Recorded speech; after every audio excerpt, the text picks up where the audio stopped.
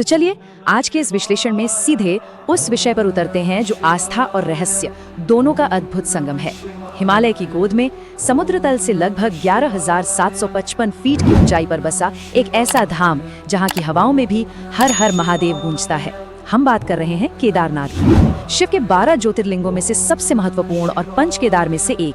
लेकिन क्या आप जानते हैं कि इस मंदिर का इतिहास जितना पुराना है, इसके रहस्य उतने ही चौंकाने वाले हैं। ये केवल पत्थरों का एक ढांचा नहीं है, बल्कि समय, प्रकृति और मानव विश्वास की कसौटी पर खरा उतरा एक जीवंत प्रमाण है।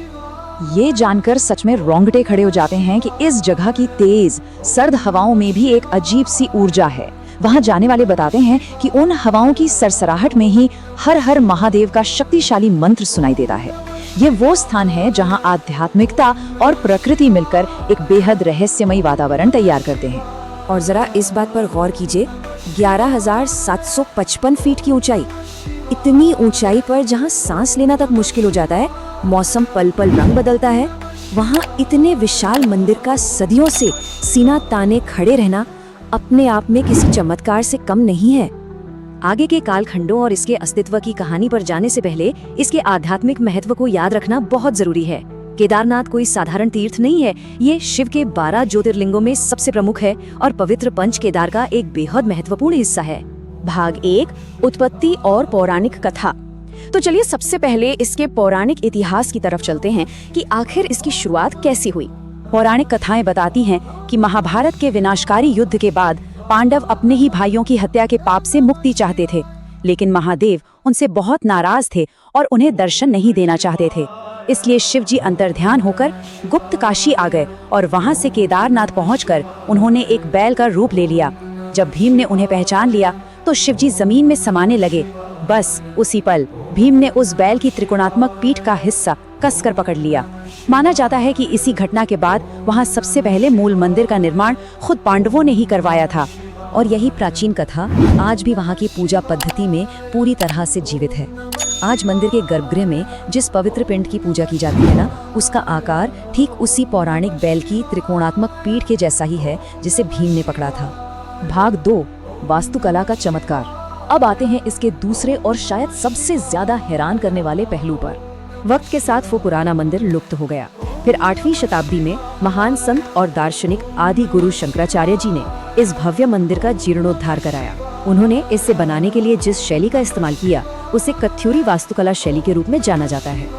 अब जरा खुद सोचिए, सदियों पहले जब कोई आधुनिक मशीनें या भारी भरकम क्रेन नहीं हुआ करती थी, तब इतने विशाल और भारी पत्थरों को इतनी ऊंचाई तक पहुंचाया कैसे गया होगा।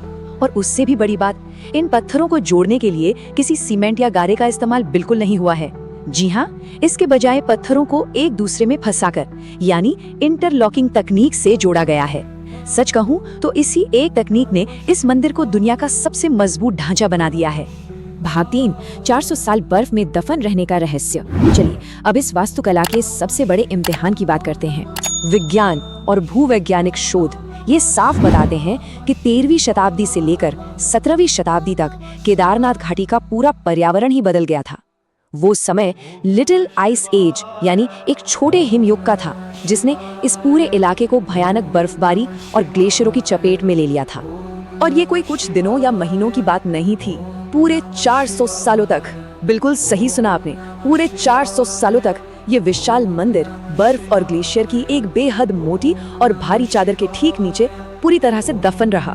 लेकिन हैरानी की बात तो तब हुई जब 4 सदियों बाद वो बर्फ पिघली। मंदिर उसी शान से खड़ा था, बिना एक भी खरोच के। ये उस 8वीं शताब्दी की इंटरलॉकिंग वास्तुकला के बेजोड़ लचीलेपन का ऐसा सबूत है जिसे झुटलाया नहीं जा सकता। अगर आप आज भी मंदिर की बाहरी दीवारों को ध्यान से देखेंगे तो उन पर ग्लेशियर और बर्फ की रगड़ के वो पुराने ऐतिहासिक निशान आज भी साफ साफ नजर आते हैं। भाग 4, 2013 की त्रासदी और भीमशिला। अब बात करते हैं जून 2013 के उस खौफनाक मंजर की जिसे हम सब ने देखा या सुना है। बाहर मची तबाही और मंदिर की स्थिति के बीच का जो अंतर था, वो सच में डराने वाला था। मंदाकिनी नदी का उफान सब कुछ अपने साथ बहा ले जा रहा था। विशाल पहाड़ भरभरा कर गिर रहे थे और बड़ी बड़ी इमारतें ताश के पत्तों की तरह ढह रही थी। तबाही का वो खौफनाक सैलाब सीधा मंदिर की तरफ बढ़ रहा था, लेकिन इसके बावजूद मंदिर अपनी जगह पर पूरी तरह से सुरक्षित खड़ा रहा। तो जाहिर है ये सवाल तो उठेगा ही कि जब आसपास की हर एक चीज उस भयानक वेग में बह गई तो ये प्राचीन मंदिर उस महातबाही में कैसे बच गया। आइए उस सटीक पल को समझते हैं जब प्रकृति ने खुद इस प्राचीन स्मारक को बचाने का फैसला किया। हुआ कुछ यूं कि ठीक उसी समय पीछे की पहाड़ी से पानी के तेज बहाव के साथ एक बहुत बड़ी और विशाल चट्टान लुढ़कती हुई नीचे आई, लेकिन मंदिर से टकराने के बजाय वो चट्टान मंदिर के ठीक पीछे आकर रुक गई। उस अकेली चट्टान ने उस विनाशकारी सैलाब को दो हिस्सों में चीर कर रख दिया। सारा पानी मंदिर के दोनों तरफ से बह गया और मंदिर को एक आंच तक नहीं आई। और पता है, इस आधुनिक चमत्कार का सीधा कनेक्शन हमारी उसी पुरानी पौराणिक कथा से जुड़ता है। आज वहाँ आने वाले श्रद्धालु उस रक्षक चट्टान को भीमशिला कहकर पूछते हैं। ये उसी पौराणिक रक्षक भीम की याद दिलाती है जिन्होंने सबसे पहले महादेव को उस स्थान पर रोका था। भाग 5, असीम शक्ति और आस्था। तो आखिर में ये सब हमें किस निष्कर्ष पर लाता है? केदारनाथ सिर्फ पत्थरों से बना एक मंदिर नहीं है, ये करोड़ों सनातनियों की अटूट आस्था और महादेव की असीम शक्ति का जीता जागता प्रमाण है। कहते हैं कि जो भी इस जगह की मिट्टी को एक बार छू लेता है उसका जीवन धन्य हो जाता है। ये सिर्फ एक धार्मिक विश्वास नहीं है, बल्कि उस ऊर्जा का सीधा एहसास है जो इस मंदिर के कण कण में बसी है। तो इस पूरी चर्चा के बाद एक विचार दिमाग में जरूर गूंजता रहता है। 400 साल बर्फ में दबे रहना और फिर 2013 की उस भयंकर प्रलय से बिल्कुल सुरक्षित निकल आना, क्या ये सिर्फ 8वीं सदी की शानदार इंजीनियरिंग और इंटरलॉकिंग पत्थरों का कमाल है, या फिर ये कोई ऐसी अदृश्य ईश्वरीय शक्ति है जो हमारे विज्ञान और समझ के दायरे से बहुत आगे है?